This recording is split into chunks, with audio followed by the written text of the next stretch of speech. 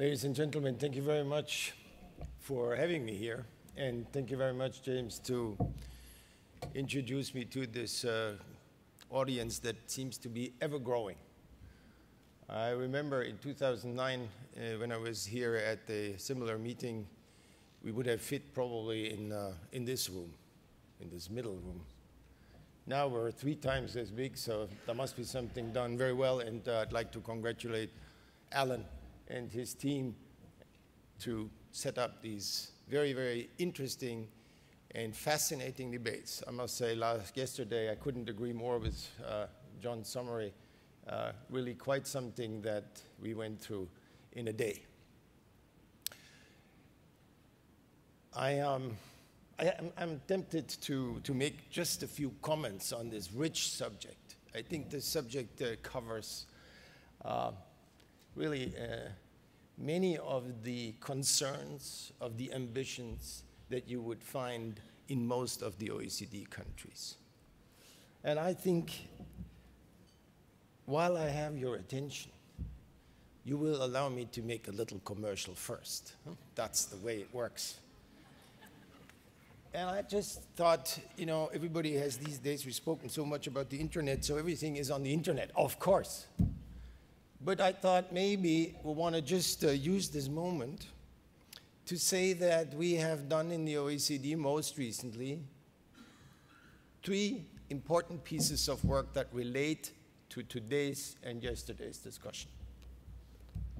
In 2009, which is very recent, we looked at focus on citizens. Focus on citizens. And the subtitle was Public Engagement for Better Policy and Services, 2009. Could be a good title today. We went then last year, in 2010, to a meeting of the ministers that are responsible for public administration in the OECD countries. And for that, we said, what's on your agenda?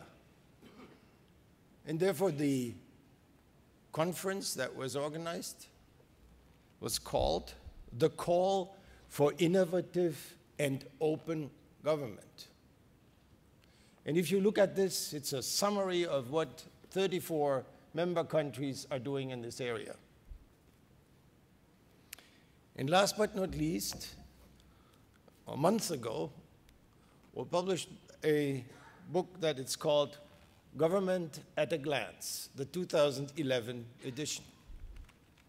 It's an attempt, I would claim a very unique attempt, to shed some light on what government actually is all about, how it works in a comparative analysis,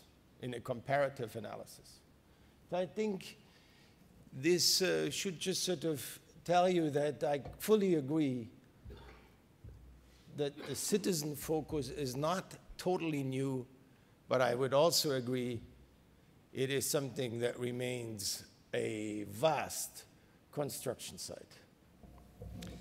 My comments here are today focusing on both service delivery and policy design. And my basic message is pretty simple. I think when you have conversations about citizen engagement, citizen-centered policies, I would suggest that we look at 3 very important questions around it. And that is, what is the underlying economic situation in countries? What is the values? What are the values that we're actually trying to either promote or at least maintain? And third, what are sort of the institutional factors? And I think these are 3 of the questions that perhaps add to this relatively long catalog that we already yesterday started to address.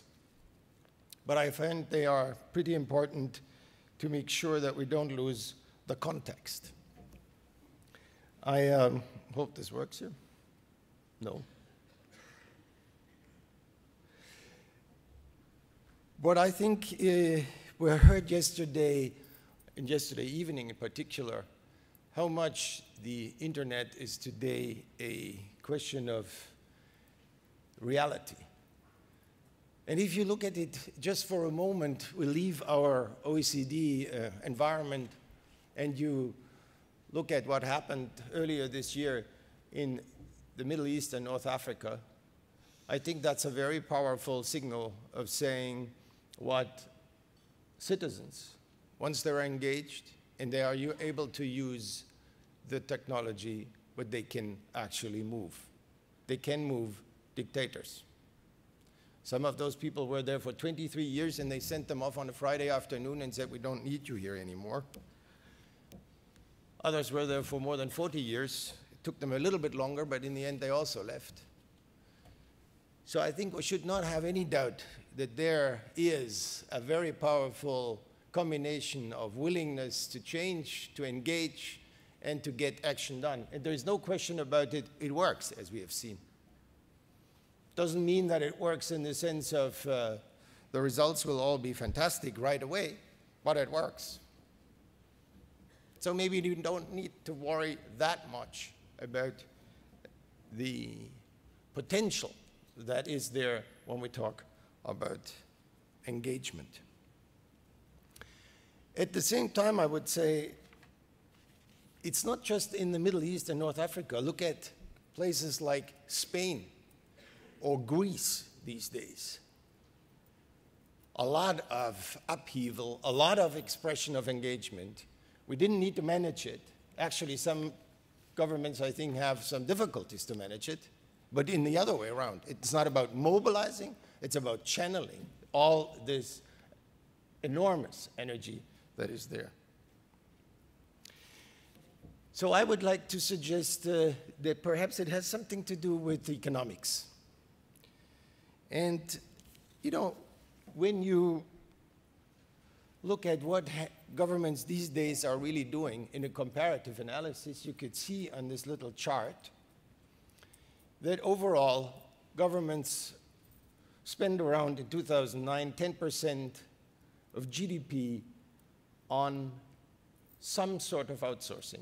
Now you see here differences, and we have underlined New Zealand and Australia for the obvious reasons you see, but also, of course, the United Kingdom and so on and so on.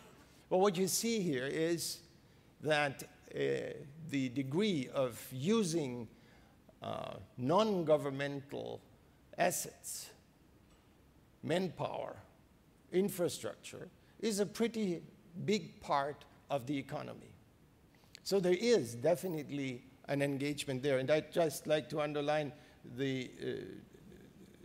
some of those little figures here. They have not the purple and the green, and this is simply because those data are not differentiated in those countries. But it doesn't really matter. The important thing is that you see big differences across countries, but that you also see that the average engagement of non-government sources is pretty big. I would like to say that when you go back after the sort of Second World War, you could see that I think there was a different definition of the role of the state in comparison to today. And my idea of this is simply to say in 1945 and after that, many countries, most countries actually gave the role of the government in particular importance in terms of protecting citizens and providing some sort of a social safety net. Yes, it's different in countries, but still the idea was there everywhere. If you like, it was a certain social contract that included that role of government. There was a break in the 70s when we were talking about deregulation. It meant that government would withdraw, at least in some areas, infrastructure, utilities. You will remember. That was a wave of saying, why do we need to do that? Governments could perhaps really leave it for reasons of efficiency to the market. And that actually has happened. But when you look at the most recent past, there comes another reality into play, and that's simply that after the big management of the, what would you call, I think here, the GFC,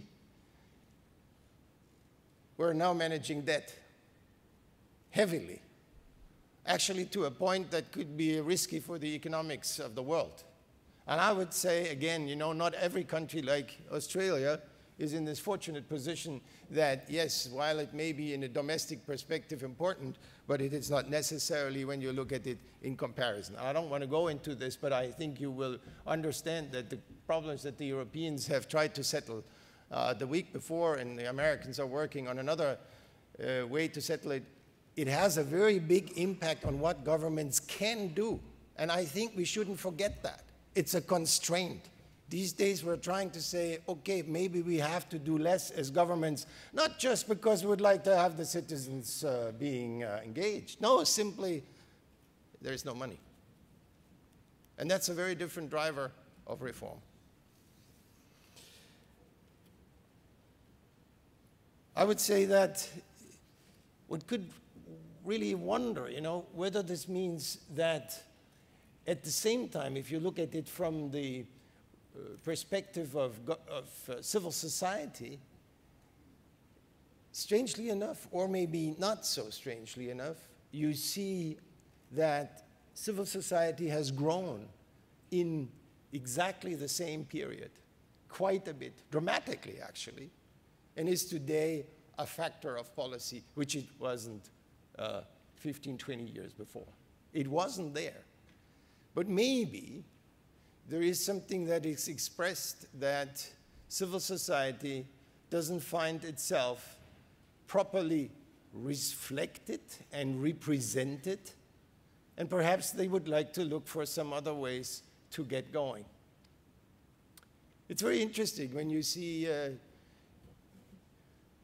the debate about, for example, civil society organizations being represented in organizations like the OECD or the United Nations.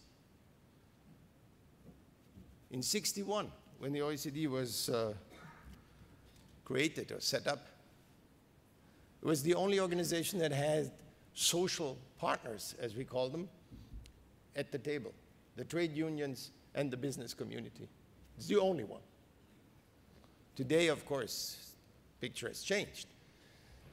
But I'm trying to say here, let's not forget that that kind of reaction may come from changes in the perception of democracy. Yesterday, Gary was talking about protective and developmental democracy, and I think what I would suggest is we have it both.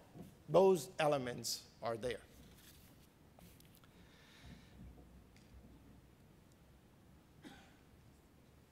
Amazing, though, 17%, I'm saying here. What, 70%?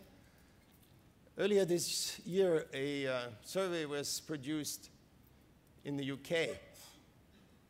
The question was, whom do you trust? 1 out of 6 said, we trust government ministers.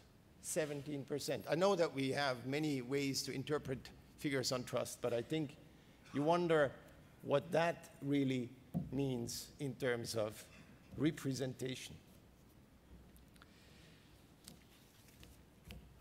When we look at it, our governments are getting closer. I think that I would say there are probably 3 or 4 reasons, but I'll be very short. Question was asked, is there political will? And John was saying, are they staying with us, the politicians? Well, I would say, no. If you look at this little book that I showed you here, The Call for Innovative and Open Government, I think that where commitments are made to a degree that I would say, yeah, there is political will. I think that you can't sort of withdraw from that degree of commitment easily. Many countries, yours included, have very, very strong consultation procedures, going out there, making the language different, open it up, have really consultations that are worth the name.